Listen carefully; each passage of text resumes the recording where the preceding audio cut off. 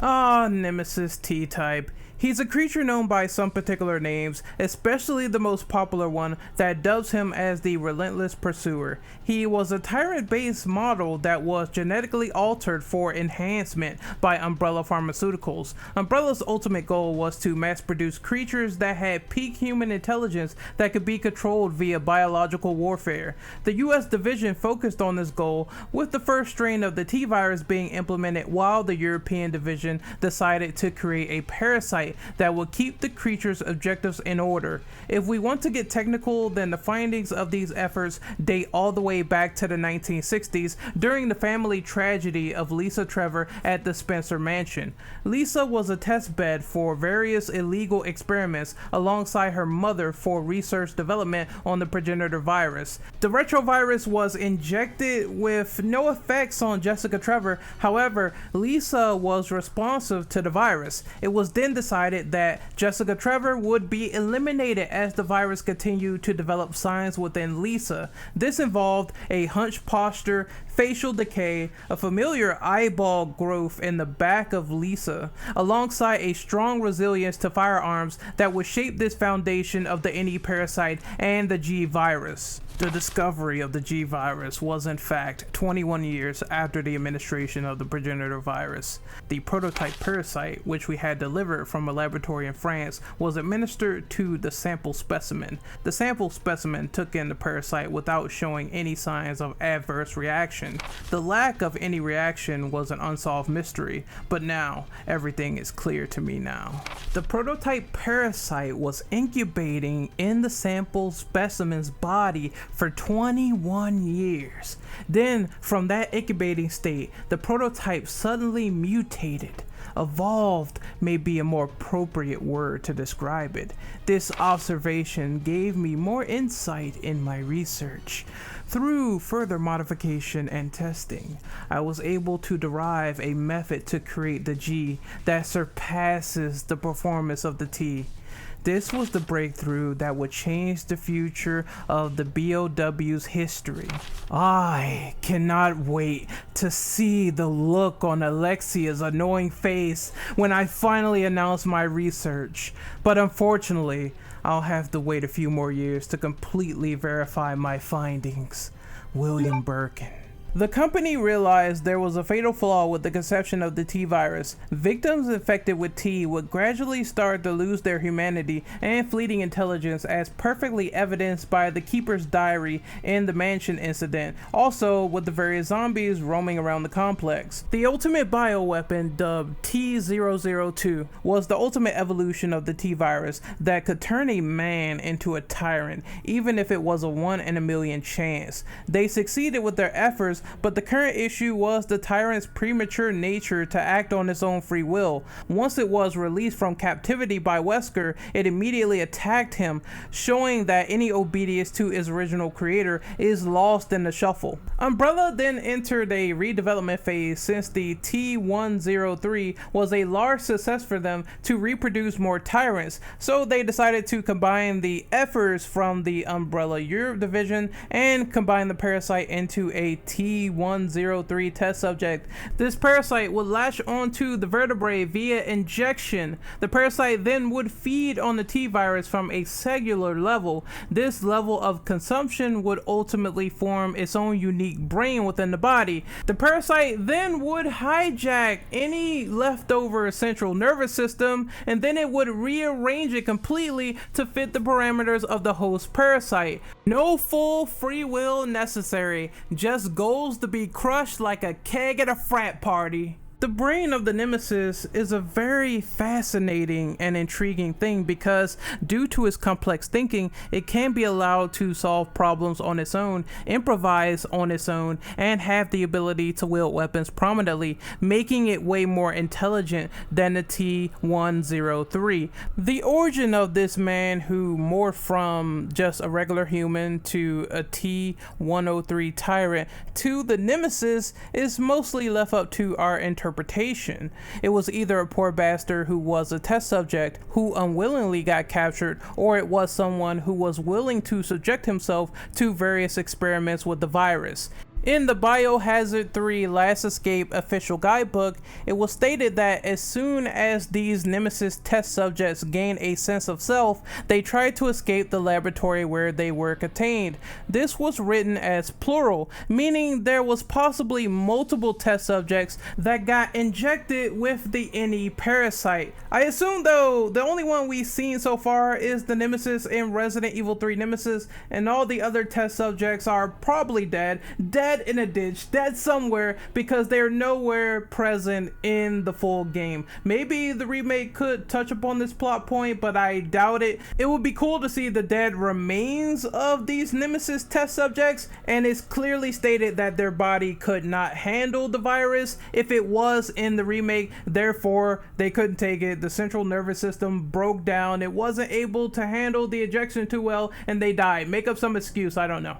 We do see at least Nemesis is in the operating room. I'm talking about like the one we see throughout the game, and he's being held down by restraints in the remake, so this could be as good as it gets upon learning about the man behind the monster. The Relentless Pursuer is pre-programmed to hunt down the remaining STARS members in Raccoon City. This was probably due in part to the heightening allegations that was presented to Chief Irons about Umbrella after the mansion incident. Since Brian Irons is on Umbrella's payroll, this more than likely alerted them if the failure of Wesker eliminating the STARS members didn't alert Umbrella enough. Nemesis was dropped via a transport carrier that was promptly featured in the trailer for Resident Evil Remake 3. This wasn't present in the original. No! It's that monster in the black suit again! Why does that thing keep chasing me? What did I do? This must be someone's sick idea of a joke. If I knew things were gonna end up like this, I would have left the STARS team a long time ago. But whining won't help me now. I know I'm finished. Oh, and my hometown, Delucia. I bet the flowers are in bloom. If only I could see them once more before I die. Brad Vickers. Nemesis began the night with slaying the STARS Alpha Team pilot, Brad Vickers, one tendril to the head, and it was goodnight, Irene. Brad's brain was destroyed in this attack, but his brain was somehow preserved for infection. His body later reanimated as an infected zombie who Leon or Claire deals with later in the events of Resident Evil 2. The lumbering Umbrella linebacker then puts his sight on Jill, who either defeats him or runs away temporarily through the police station. Nemesis constantly stalks or pursues Valentine either through the bar or the Raccoon Press, as Jill meets UBCS soldier Carlos Oliveira. Fun fact, anything in Nemesis's path can be seen as a threat if they prevent him from killing Jill Valentine.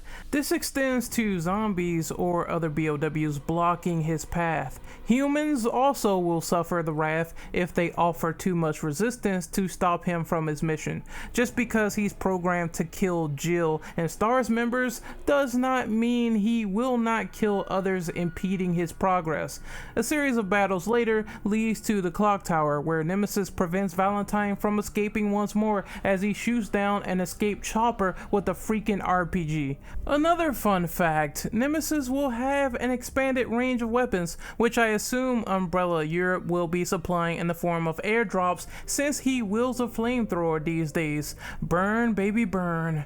This is a critical moment in the story where the protagonist is infected with the T-virus during an attack from Nemesis. It's here that Carlos comes to intervene by destroying the RPG Nemesis has, or Jill has to fight the monster itself with the extra ammo given from Carlos. The fight ends with a critically wounded Nemesis as his limiter is charred amongst the fiery grave. One of the drawbacks of the NE Alpha is the tyrant portion. It still needs to be kept in check so it doesn't undergo uncontrollable mutation. With the code or the metallic armor alongside nylon wrappings destroyed, it means that Nemesis can't keep his tentacle transformations in check. Thus, T-Type 2 is born, which has the creature with his running properties plus new attacks added to his arsenal, like tentacle grabbing. These tendrils were capable of reaching an average human from a far greater distance. After yet another series of trials and tribulations, we have a few close calls that culminate to Jill finally reaching the disposal facility where Nemesis is burnt with some piping hot acid that melts his arm, and his head also pops off like a meatball falling off the side of a plate. But yeah, let's spare you guys the vivid details of this. After the ensuing battle, the lifeless husk of the creature is then left for dead as a disposal drop plunges his body into the sweet sewer-filled depths below. As the made-up phrase goes, you just can't keep a true villain down in the end, even after such a grievous injury occurred. Not yet, Snake! It's not over yet! Remember the Nemesis parasite feasting on the T-virus internally and externally? As luck would have it, once again, the body of some freshly killed T-103s happened to be lingering in the area after they took on Delta Force members to stop them from infiltrating Birkin's research at the disposal site. A giant digestive lump of Nemesis made one more last-ditch effort to kill Valentine, eating the remains of the tyrant and growing into one bulbous pile of flesh. There's many takeaways from Form 3, but the most notable one is the Venus flytrap shaped head, while also having a misshapen body type that has tendrils for ligaments. The ribs are now externally protruding from the back, and I think that is the reformed brain exposed on the top of the spinal column. Absolutely 100% disgusting. This is truly the final metamorphosis of Nemesis here, as another trump card reveals itself to Jill Valentine. An experimental rail cannon called the Demon Sword of Paracelsus was put into play. The cannon was fired into the Nemesis creature. This cannon heavily wounded Nemesis, and Jill put him out of his misery the only way she knew how.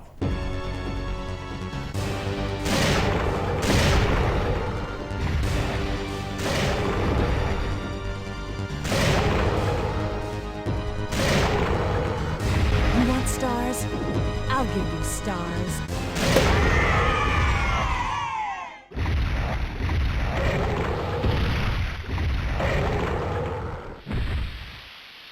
Nemesis can be seen as Resident Evil's own version of the Terminator. It can't be bargained with, it can't be reasoned with, it doesn't feel pity or remorse or fear, and it absolutely will not stop, ever, until Jill Valentine is dead. Nemesis is also in a slew of different video games: Operation Raccoon City, Marvel vs. Capcom 3, and Infinite, Remake 3 he's coming up in, Project X Zone, Teppen, Gun Survivor 2, etc. There's a lot of big love for the crooked nosed beast, so it's a shame that the indie parasite wasn't featured in more games going forward from Resident Evil 3 and the timeline. Also, fun fact, those caution stickers on Nemesis in the remake seem to be a subtle hint of the callbacks to the promotional art, where they did Biohazard 3 promotionals and it was yellow caution tape centered around Jill. So those stickers seem to be a callback to that as well. Those cheeky bastards, man. But anyway, this is Renegade Operative signing off. Hopefully you guys enjoyed this video on the lore of Nemesis. If you haven't checked it out already, please watch the lore of Jill Valentine as well. I did these specials because, you know, I'm super excited about the upcoming Remake 3, so I wanted to cover the two particular characters that you will be getting a lot of FaceTime with.